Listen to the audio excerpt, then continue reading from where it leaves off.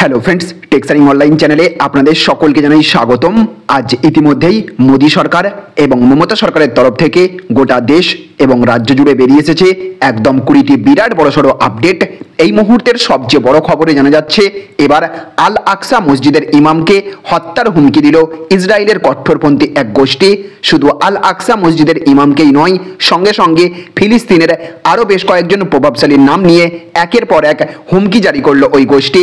একই সাথে এইদিকে আবার ইসরায়েল হামাসের যুদ্ধ পরিস্থিতির মধ্যেই এবার ইউটার্ন নিল আমেরিকা। ইসরায়েলের কাছ থেকে সরে গেল আমেরিকা। এবার আস্তে আস্তে বিশ্বের সমস্ত দেশগুলি পাশে দাঁড়াচ্ছে ফিলিস্তিনের। এইদিকে আবার সংঘর্ষে জড়িয়ে পড়লো এইবার লেবাননও। হিজবুল্লাহর হানায় নিহত হলো আজ ইসরায়েলের এক সেনা আধিকারিক। একই সাথে এইদিকে দেশের রাজনীতিতে এবার প্রধানমন্ত্রী নরেন্দ্র মোদী আনছেন এক বিরাট ভয়ঙ্কর আইন। দেশের সমস্ত মানুষের জন্য এই নিয়ম লাগু হতে চলেছে। আপনার কাছেও হোয়াটসঅ্যাপ থেকে থাকলে অবশ্যই আপনাকে কেন্দ্র সরকারের এই নতুন নিয়ম সম্পর্কে জানতেই হবে, নইলে কিন্তু আপনার বিরুদ্ধে জরিমানা করা হতে পারে অথবা আপনাকে জেলে পর্যন্ত যেতে হতে পারে। এইদিকে আবার রাজ্য রাজনীতির খবরে বাংলায় দুর্গাপুজো উদ্বোধনে এসে দুর্নীতি নিয়ে আরও একবার মুখ খুললেন স্বরাষ্ট্রমন্ত্রী অমিত শাহ। যদিও এইদিকে আজ অভিষেক বন্দ্যোপাধ্যায়ের তরফ থেকে কেন্দ্র সরকারের বিরুদ্ধে আবারও বঞ্চনার টাকা নিয়ে 6 মাসের ডেডলাইন দেওয়া হলো। সাথে সাথে এইদিকে পুজোর মুখে আবার বিরাট বড়সড় ধাক্কা মুখ্যমন্ত্রী মমতা বন্দ্যোপাধ্যায়ের। আবার জয় পেলেন শুভেন্দু অধিকারী। মন্ত্রী বিধায়কদের বেতন বৃদ্ধির অধিবেশন পিছিয়ে গেল আবার। অপরদিকে আজ লক্ষ্মীর ভাণ্ডার প্রকল্প নিয়ে, মহালক্ষ্মী প্রকল্প নিয়ে মেয়েদের 10 গ্রাম করে সোনা এবং 1 লাখ টাকা করে নগদ দেবার মতো একের পর এক বিরাট সুখবর বেরিয়ে আসলো গোটা দেশবাসীর জন্য। এইদিকে আবার সংশোধিত নাগরিকত্ব আইন অর্থাৎ সিএএ আইন নিয়ে এবার শান্তনু ঠাকুরের বাড়ি ঘেরাও করলো মতুয়ারা। সংশোধিত নাগরিকত্ব আইনে নাগরিকত্ব দেওয়ার কথা লেখাই নেই বলে গোপন চাঞ্চল্যকর তথ্য বেরিয়ে আসলো, জানিয়ে নতুন করে আবারও তোলপাড় গোটা রাজ্য রাজনীতি। তো প্রথমেই আমরা চোখ রাখবো আজকের অতি গুরুত্বপূর্ণ বেশ কয়েকটি তাজা হেডলাইন্সের দিকে। তো দেখুন, আজকের হেডলাইন্সে বলা হচ্ছে তৃতীয়াতেই ঘন কালো মেঘে ঢাকবে আকাশ, কোথায় কোথায় বৃষ্টি হবে, আবহাওয়ার আগাম আপডেট জানাবো। এইদিকে মন্ত্রী বিধায়কদের বেতন বৃদ্ধি নিয়েও প্রবল ধাক্কা মমতার, ফের জয় পেলেন শুভেন্দু, মুচকি হাসছে বিজেপি। এইদিকে সিএ পুরো ভাঁওতা, অভিযোগ তুলে শান্তনু ঠাকুরের বাড়ি ঘেরাও করে বিক্ষোভ, উত্তাল বনগা। অপরদিকে আবার বলা হয়েছে সংঘর্ষে জড়িয়ে পড়ল লেবাননও, হেজবুল্লাহর হানায় নিহত ইসরায়েলের সেনা আধিকারিক। এইদিকে আবার গাজা দখল করা ভুল সিদ্ধান্ত, ইউটার্ন আমেরিকার। অপরদিকে আবার কিছু বিচারপতি অপরাধীদের বাঁচাতে নেমেছে বিস্ফোরক জাস্টিস গাঙ্গুলি। এইদিকে আবার বাংলায় দুর্নীতি নৃশংসতার শেষ হোক, কলকাতায় পুজো উদ্বোধনে এসে দুর্গা ঠাকুরের কাছে প্রার্থনা অমিত শাহের। অপরদিকে আবার মোদির কাছে মণিপুরের চেয়ে ইসরায়েলের পরিস্থিতি বেশি গুরুত্বপূর্ণ, বিধলেন রাহুল গান্ধী। অপরদিকে আবার এবার রেশন দুর্নীতিতেও উদ্ধার ডায়েরি, উঠে আসছে চাঞ্চল্যকর সব তথ্য, দাবি ইডির। এইদিকে আবার এবার আল আকসা মসজিদের ইমামকে হত্যার হুমকি। অপরদিকে আবার বলা হয়েছে দুপুরেই ভাঙা শুরু করতে হবে বিধাননগরের অবৈধ নির্মাণ, নির্দেশ দিলেন বিচারপতি। একই সাথে এইদিকে আবার 6 মাস দিন কেন্দ্র থেকে প্রাপ্য আনতে না পারলে রাজ্য দায়িত্ব নেবে, প্রতিশ্রুতি অভিষেকের। একই সাথে বলা হয়েছে টাকাটা পেলে পরিবারের জন্য জামা কিনতে পারতাম, বেতন না বাড়ার বেদনা মদন মিত্রর। অপরদিকে বলা হয়েছে কেন্দ্রের সমালোচকদের কণ্ঠরোধের এবার হোয়াটসঅ্যাপ মেসেজ নিয়ে আইন আনছে মোদী সরকার। এইদিকে আবার মেয়েদের দেওয়া হবে 10 গ্রাম সোনা, 1 লাখ নগদ, মহালক্ষ্মী স্কিম চালু হতে পারে তেলেঙ্গানায়। একই সাথে এইদিকে আবার বলা হয়েছে পুজোর মুখে রাজ্যপালের দুরন্ত বাউন্সার, বেসামাল রাজ্যের ধীরে চলো নীতি। এইদিকে দ্বিতীয় বিধানসভায় ধুন্ধুমার, বিলের প্রতিলিপি ছেড়ে বিক্ষোভ বিজেপি বিধায়কদের। একই সাথে আরও একটি আপডেটে বলা হয়েছে সুব্রত মুখোপাধ্যায়ের নামে রাস্তা হবে কলকাতায়, ঘোষণা মমতার। এইদিকে আবার পরিবর্তনের জন্য যা করার করব, পুজো উদ্বোধনেও রাজনীতির কথা অমিত শাহের মুখে। একই সাথে এইদিকে মুখ্যমন্ত্রীর বাড়িতে হাজির সাম্বার জাদুকর রোনাল্ডিনহো, উপহার হিসেবে দিলেন জার্সি। আউটডোরে আর নয় লম্বা লাইন, অনলাইন টিকিটের ব্যবস্থা সরকারি হাসপাতালে। এর সাথেই রয়েছে মমতা সরকারের তরফ থেকে এই মুহূর্তে আরও একটি বড় ঘোষণা, তাই অবশ্যই মনোযোগ সহকারে সারাদিনের অত্যন্ত গুরুত্বপূর্ণ খবরগুলি একটা ভিডিওতেই দেখে নিন। আর এই ভিডিওটি শুরু করার পূর্বে আপনাদের কাছে ছোট্ট একটা অনুরোধ রাখবো, অবশ্যই এই ভিডিওটি আপনি লাইক করে দেবেন এবং জনস্বার্থে ভিডিওটিকে প্রচুর পরিমাণে শেয়ার করবেন। আর আপনি কোন জেলার কোন ব্লক থেকে এই মুহূর্তে এই ভিডিওটি দেখছেন অবশ্যই ভিডিওর কমেন্ট বক্সে লিখে জানিয়ে দেবেন। তো দেখুন, আজকের প্রথম আপডেটেই বলা হচ্ছে এবার আল আকসা মসজিদের ইমামকে হত্যার হুমকি। তো ফিলিস্তিনের জেরুজালেমে অবস্থিত ঐতিহাসিক আল আকসা মসজিদের ইমামকে হত্যার হুমকি দিয়েছে ইসরায়েলের কট্টরপন্থী একটি গোষ্ঠী। এছাড়া তারা আরও কয়েকজন ফিলিস্তিনির নাম দিয়ে একটি তালিকা প্রকাশ করেছে সামাজিক যোগাযোগ মাধ্যম টেলিগ্রামের নিজস্ব চ্যানেলে। সংবাদ মাধ্যম মিডল ইস্ট আই এক প্রতিবেদনে জানিয়ে দিয়েছে কট্টরপন্থী ওই গোষ্ঠীটির টেলিগ্রাম চ্যানেলের নাম নাৎসি হান্টার 2023। চ্যানেলটিতে নাম প্রকাশের পাশাপাশি আল আকসা মসজিদের ইমাম শাইখ ইকরিমা সাবরি সহ অন্যান্য ফিলিস্তিনিদের ছবি এবং ঠিকানা প্রকাশ করা হয়েছে। পাশাপাশি ছবিগুলোর ওপর ক্রস চিহ্নও এঁকে দিয়েছে তারা। ছবিগুলো প্রকাশ করে ক্যাপশনে নাৎসি হান্টার 2023 চ্যানেলটিতে লেখা হয়েছে এরা হলো সেই নাৎসি যারা এখনো মুক্ত স্বাধীনভাবে ঘুরে বেড়াচ্ছে, এখনো তাদের হত্যা করা হয়নি। ইমাম ইকরিমা সাবরির আইনি পরামর্শক দলের প্রধান খালেদ জাব্বারকা জানান যে সাবরি তার বিরুদ্ধে জারি করা হুমকি সম্পর্কে সচেতন। সাবরি বলেছেন এই হুমকি ইসরায়েল সরকারের অভ্যন্তরীণ উৎসের নির্দেশে চরমপন্থী ইহুদি গোষ্ঠীগুলো দিয়েছে। জাব্বারকা আরও জানিয়েছেন জেরুজালেমের পবিত্র স্থানগুলোর তত্ত্বাবধায়ক, জেরুজালেমের জর্ডান কনসালটেন্ট এবং অন্যান্য আরব দেশগুলোর কনসালটেন্টকে পরিস্থিতির তীব্রতা সম্পর্কে অবহিত করেছেন সাবরি। তো দেখুন, আজকের আরও একটি বড় আপডেটে বলা হচ্ছে কেন্দ্রের সমালোচকদের কণ্ঠরোধের এবার হোয়াটসঅ্যাপ মেসেজ নিয়ে আইন আনছে মোদী সরকার। তো হোয়াটসঅ্যাপ থেকে মেসেজের প্রথম প্রেরক সম্পর্কে তথ্য পেতে আইন আনতে চলেছে কেন্দ্রের নরেন্দ্র মোদী সরকার। কেন্দ্রীয় সরকারের এই আইন অনুযায়ী এবার থেকে কোনো নির্দিষ্ট বার্তার ক্ষেত্রে প্রথম প্রেরক সরকারকে জানাতে বাধ্য থাকবে হোয়াটসঅ্যাপ। কেন্দ্রের এমন পদক্ষেপ নিয়ে প্রশ্ন উঠতে শুরু করেছে, কারণ আইন অনুযায়ী কোনটি ভুয়ো খবর তা স্থির করে দেবে সরকারের তথ্য অনুসন্ধানী বিভাগ এবং পরে সেটির ভিত্তিতে মেসেজ অ্যাপ থেকে প্রথম প্রেরকের সম্পর্কে তথ্য নিয়ে তার বিরুদ্ধে আইনি পদক্ষেপ করা হবে। অর্থাৎ এই আইন আসলে কেন্দ্রের সমালোচকদের কণ্ঠরোধের চেষ্টায়। ইতিমধ্যেই কেন্দ্রীয় সরকারের তরফে এই তথ্য মেটাকে জানিয়ে দেওয়া হয়েছে। যদিও মেটা জানিয়েছে এই পদক্ষেপটি ব্যবহারকারীর গোপনীয়তা লঙ্ঘন করবে। কেন্দ্রের বক্তব্য, কোনো ভাইরাল ছবি, ভিডিও বা তথ্যের ক্ষেত্রে তার প্রথম প্রেরকের নাম, পরিচয় জানা হবে মেসেজ অ্যাপ হোয়াটসঅ্যাপ কর্তৃপক্ষের থেকে। বিশেষ করে এক ব্যক্তির ছবি বা ভিডিও সম্পাদনের মাধ্যমে অন্য ব্যক্তি হিসেবে তুলে ধরে ছড়িয়ে দেবার যে প্রবণতা বেড়েছে তা রুখতেই এই পদক্ষেপ বলে যুক্তি মোদী সরকারের। তথ্য প্রযুক্তি মন্ত্রী রাজীব চন্দ্রশেখরের কথায় সোশ্যাল মিডিয়া প্ল্যাটফর্মগুলিকে ব্যবহার করে ভুয়ো ছবি ভিডিও পাঠিয়ে সেগুলিকে ভাইরাল করা আমাদের সামনে বড় চ্যালেঞ্জ। এই প্রবণতা থামাতে সেগুলির মূল উৎস জানা দরকার এবং এই প্রবণতা থামানো প্রয়োজন।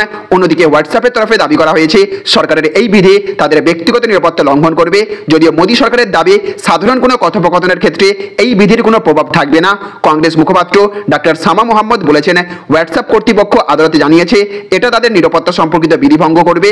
এটা মানুষের বাক স্বাধীনতা হরণ করতে মোদী সরকারের আরও একটা কঠোর পদক্ষেপ। তো দেখুন, আজকের আরও একটি বড় আপডেটে বলা হচ্ছে কিছু বিচারপতি অপরাধীদের বাঁচাতে নেমেছে বিস্ফোরক জাস্টিস গাঙ্গুলি। তো যোগেশ চন্দ্র চৌধুরী কলেজে আর্থিক দুর্নীতি এবং নিয়োগ মামলায় অধ্যক্ষ সুনন্দা গোয়েঙ্কা ভট্টাচার্যের বিরুদ্ধে সিআইডি তদন্তের নির্দেশ দিয়েছিলেন বিচারপতি অভিজিৎ গঙ্গোপাধ্যায়। সেই নির্দেশের ওপর স্থগিতাদেশ দিলেন বিচারপতি কৌশিক চন্দ্র। বারংবার তার নির্দেশের ওপরে কখনো স্থগিতাদেশ আবার কখনো খারিজের নির্দেশ জারি হওয়ায় রীতিমতো ক্ষুব্ধ বিচারপতি অভিজিৎ গঙ্গোপাধ্যায়। রীতিমতো ক্ষোভ উগড়ে দিলেন হাইকোর্টের অন্যান্য বিচারপতিদের বিরুদ্ধেই। তার মন্তব্য, আমরা কি এখানে আইন বাঁচাতে নেমেছি নাকি অভিযুক্তদের বাঁচাতে নেমেছি? আমি অপরাধ মুক্তকরণে নেমেছি আর কিছু বিচারপতি অপরাধীদের বাঁচাতে নেমেছে। তার মধ্যে বিচারপতি কৌশিক চন্দ্র, বিচারপতি তপব্রত চক্রবর্তী এবং বিচারপতি সৌমেন সেনের নাম আসছে। এদের বিরুদ্ধে আমার অভিযোগ রয়েছে। তো দেখুন, আজকের আরও একটি বড় আপডেটে বলা হচ্ছে গাজা দখল করা ভুল সিদ্ধান্ত, ইউটার্ন আমেরিকার। তো গাজার উপরে হামলা চালাতে প্রস্তুত ইসরায়েল অপেক্ষা করছে সবুজ সংকেতের। স্থল, জল, আকাশপথে হামলা চালাবে ইসরায়েলি সেনা। যুদ্ধের শুরু থেকেই ইসরায়েলের পাশে দাঁড়িয়েছিল আমেরিকা, কিন্তু গাজায় হামলা নিয়ে হঠাৎ অবস্থান বদল আমেরিকার। ইসরায়েলকে গাজা দখল করা থেকে বিরত থাকতে বললেন মার্কিন প্রেসিডেন্ট জো বাইডেন। যুদ্ধ শুরুর পর এই প্রথম ইসরায়েলের বিরোধিতা করে কড়া অবস্থান নিল আমেরিকা। অন্যদিকে অপর একটি সূত্রে জানা গিয়েছে ইসরায়েলি প্রধানমন্ত্রী বেঞ্জামিন নেতানিয়াহুর আমন্ত্রণে যুদ্ধের মাঝেই তেল আবিবে যেতে পারেন জো বাইডেন। গত 7 অক্টোবর ইসরায়েলের ওপরে হামলা চালায় জঙ্গি গোষ্ঠী হামাস। এরপরেই শুরু হয় যুদ্ধ। প্রথম থেকেই ইসরায়েলের পাশে দাঁড়িয়েছে আমেরিকা। রবিবারই আমেরিকা থেকে অস্ত্রশস্ত্র নিয়ে দ্বিতীয় রণতরী ইসরায়েলে পৌঁছয়। তার আগে শনিবারও ইসরায়েলের প্রধানমন্ত্রী নেতানিয়াহুর সঙ্গে ফোনে কথা বলেছিলেন মার্কিন প্রেসিডেন্ট জো বাইডেন। তো দেখুন, আজকের পরবর্তী আপডেটে বলা হচ্ছে 6 মাস দিন কেন্দ্র থেকে প্রাপ্য আনতে না পারলে রাজ্য দায়িত্ব নেবে, প্রতিশ্রুতি অভিষেকের। তো পুজোয় জনসংযোগ কর্মসূচি থেকেও রাজ্যের বকেয়া নিয়ে সরব হলেন অভিষেক বন্দ্যোপাধ্যায়। তার সাফ কথা, 6 মাস সময় দিন, এর মধ্যেই বাংলার বকেয়া আদায় করব। আর বকেয়া আদায় করতে না পারলে 100 দিনের কাজ প্রকল্পের কর্মীদের পারিশ্রমিক মেটাবে রাজ্য সরকার। এই দিন অনুষ্ঠানের মঞ্চ থেকে নিজের লোকসভা কেন্দ্রের মানুষকে ধন্যবাদ জানিয়েছেন অভিষেক। এরপরই বকেয়া আদায় নিয়ে সরব হয়েছেন তিনি। তৃণমূলের সর্বভারতীয় সাধারণ সম্পাদক বলেছেন, বকেয়ার দাবিতে কলকাতার রাজপথে মিছিল শুধুই ট্রেলার ছিল, সিনেমাটা 1 নভেম্বর থেকে দেখাবো। গায়ের জোরে বাংলার মানুষের টাকা যদি কেউ আটকে রাখতে চেষ্টা করে সে সফল হবে না, মানুষই শেষ কথা বলবে। অভিষেক আরো বলেছেন, আমি কথা দিচ্ছি আমাকে 6 মাস সময় দিন, আপনাদের টাকা আনবই। যদি আনতে না পারি মমতা বন্দ্যোপাধ্যায়ের সরকার আপনাদের পারিশ্রমিকের ব্যবস্থা করবে, কারোর উপর নির্ভর করতে হবে না। এইদিকে আরো একটি বড় খবরে দেখুন, বলা হচ্ছে মুখ্যমন্ত্রীর বাড়িতে হাজির সাম্বার জাদুকর রোনাল্ডিনহো, উপহার হিসেবে তুলে দিলেন জার্সি। তো রবিবার সন্ধ্যায় শহরে পা রাখার পরেই সোমবার দুপুরে প্রথমেই মুখ্যমন্ত্রী মমতা ব্যানার্জির বাড়িতে চলে এলেন সাম্বা তারকা রোনাল্ডিনহো। তাকে কালীঘাটের বাসভবনে উত্তরীয় দিয়ে স্বাগত জানিয়েছেন মুখ্যমন্ত্রী। মুখ্যমন্ত্রীর সঙ্গে কুশল বিনিময় করে তার হাতে একটি জার্সি তুলে দিয়েছেন 2006 সালের বার্সাকে ইউএফা চ্যাম্পিয়ন্স লিগ জেতানো ব্রাজিলিয়ান, মোহনবাগান, ইস্টবেঙ্গল সহ বিভিন্ন ক্লাবের কর্তারাও উপস্থিত ছিলেন। অজয় সংহতির পুজোর উদ্বোধনের সময় মুখ্যমন্ত্রী বলেছিলেন, রোনাল্ডিনহো আমার কাছে আসবে, আমাকে একটা জার্সি দিতে আসবে, আমি খেলাধুলা খুব ভালোবাসি। তো দেখুন আজকের আরো একটি বড় আপডেটে বলা হচ্ছে, সংঘর্ষে জড়িয়ে পড়ল লেবানন ও হেজবুল্লাহর হানায় নিহত ইসরায়েলি সেনা আধিকারিক। তো ইসরায়েল হামাস লড়াইয়ে জড়িয়ে পড়ল এবার লেবানন। হেজবুল্লাহ আগে হুঁশিয়ারি দিয়েছিল গাজায় গ্রাউন্ড অ্যাটাক করলে চুপ করে বসে থাকবে না তারা। এবার ঘটে গেল বড় ঘটনা। লেবানন থেকে ছোড়া অ্যান্টি ট্যাঙ্ক গোলায় নিহত হলেন এক ইসরায়েলি সেনা অফিসার। ইসরায়েল লেবানন সীমান্তের নারিট মিলিটারি পোস্টে ওই হামলা হয়। এই নিয়ে উত্তপ্ত হচ্ছে লেবানন। রবিবারই হেজবুল্লাহ জানিয়ে দেয়, সীমান্তে ইসরায়েলের 5টি সেনা ব্যারাককে টার্গেট করে হেজবুল্লাহ। দক্ষিণ লেবাননে লেবানিজ সাংবাদিক এবং সাধারণ মানুষের উপরে যেভাবে ইসরায়েল হামলা চালিয়েছে তার পাল্টা হিসেবেই ওই হামলা করা হয়েছে। রবিবার সন্ধ্যায় লেবাননে সেনা ছাউনিতে হামলা করা হয়েছে বলে আগেই জানিয়েছিল ইসরায়েল। তো দেখুন আজকের আরো একটি বড় খবরে বলা হচ্ছে, মন্ত্রী বিধায়কদের বেতন বৃদ্ধি নিয়েও প্রবল ধাক্কা মমতার। ফের জয় পেলেন শুভেন্দু, মুচকি হাসছে বিজেপি। তো বিধানসভার শেষ অধিবেশনের দিন মন্ত্রী বিধায়কদের বেতন বৃদ্ধির কথা ঘোষণা করেছেন রাজ্যের মুখ্যমন্ত্রী মমতা বন্দ্যোপাধ্যায়। তারপর সেই বিল নিয়ে আজ আলোচনা করার কথা ছিল, তবে আলোচনা তো দূরের কথা, শেষ পর্যন্ত এই বিল নিয়ে যে বেশি দূর এগোতে পারবে না রাজ্যের শাসক দল, তা কিন্তু মানুষের স্বার্থকে বিঘ্নিত করে এই বিল শুধুমাত্র গায়ের জোরে বিধানসভায় আনার চেষ্টা করলেও কেন সরকার তা পারছে না, কোথায় গিয়ে আটকালো গোটা পদ্ধতি। যে পরিস্থিতি বর্তমানে তৈরি হয়েছে তাতে এই বিল নিয়ে প্রথম থেকেই বিরোধিতা করা রাজ্যের বিরোধী দল নেতা শুভেন্দু অধিকারী বড়সড় জয় পেয়ে গেলেন। অন্যদিকে পুজোর মরশুমে এই ব্যাপারে মুখ পুরল মমতা বন্দ্যোপাধ্যায়ের, অন্তত তেমনটাই মনে করছে ওয়াকিবহল মহল। কিন্তু কি কারণে হলো এই পরিস্থিতি? বিশেষ অধিবেশনের ডাক দেওয়া হয়েছিল বিধানসভায়, সেই মতো সবকিছুই ঠিকঠাক ছিল, কিন্তু শেষ পর্যন্ত খবর পাওয়া যায় যে যেহেতু এটা অর্থ সংক্রান্ত একটি বিলের মধ্যে পড়ে বিধায়কদের মন্ত্রীদের বেতন বৃদ্ধির বিষয়টি, তাই এই ব্যাপারে রাজ্যপালের স্বাক্ষর বাধ্যতামূলক। কিন্তু রাজ্যপালের কাছে সেই বিল পাঠানো হলেও তিনি এখনো পর্যন্ত তাতে সবুজ সংকেত দেননি, যার কারণে বিয়ে কমিটির বৈঠকের পর জানিয়ে দেওয়া হয়েছে যে এই বিল পেশ করা হবে বিধানসভায়, কিন্তু তা নিয়ে কোনো ভোটাভুটি এবং আলোচনা করা যাবে না, কারণ রাজ্যপালের অনুমোদন না থাকলে এই অর্থ সংক্রান্ত বিল নিয়ে কোনো সিদ্ধান্ত নিতে পারবে না বিধানসভা। ফলে রাজ্যপালের এক টাইটেই রীতিমতো কাবু রাজ্য সরকার। গায়ের জোরে সবকিছু করার চেষ্টা করেছিল তারা, সাধারণ মানুষকে কষ্ট দিয়ে ডিএ না দিয়ে নিজেদের বেতন বৃদ্ধির পথে হেঁটেছিল মমতা বন্দ্যোপাধ্যায়ের সরকার। কিন্তু প্রথমেই এতে আপত্তি জানিয়ে প্রতিবাদ করেছিলেন রাজ্যের বিরোধী দলনেতা। এমনকি এই বিল নিয়ে বিধানসভায় আলোচনা হলে সেখানেও তারা প্রতিবাদ জানাবেন বলে জানিয়ে দিয়েছিলেন।